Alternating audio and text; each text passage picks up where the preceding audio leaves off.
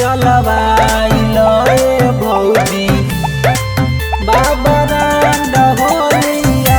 Nitin recording studio Patna. बाबा रांड होलिया। अगल बगल टो तारा रंग लगावे लगलिया। अगल बगल टो तारा रंग लगावे लगलिया।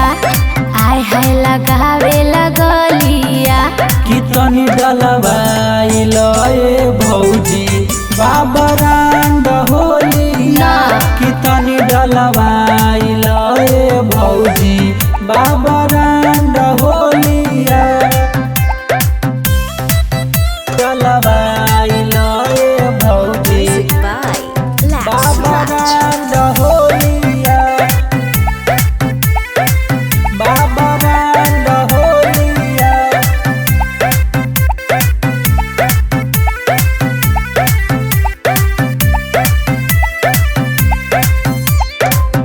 थम थम करे भौजी तो हर जवानी।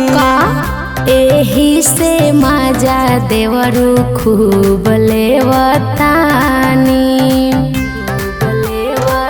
कके तैयारी लैनी नया पिचकारी। अच्छा एही से साटा के तू भी जावतारा साड़ी। हम बताई दे हम भैया से तो हर सहारा चलिया। सुन हाय हाय सहारा चलिया। कितनी डलवाइलो ए भौजी बाबा रांड होलिया। कितनी डलवाइलो ए भौजी बाबा रांड होलिया। डलवाइलो ए भौजी बाबा रांड होलिया।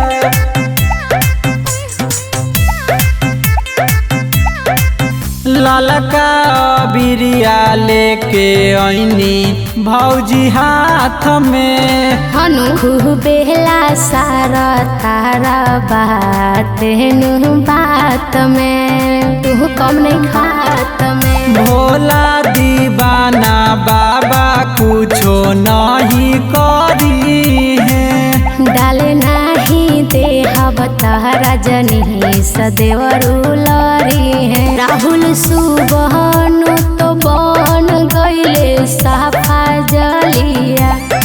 आय हाय साफा जलिया। कितनी डलवाइलो ए भौजी बाबा रांड होलिया।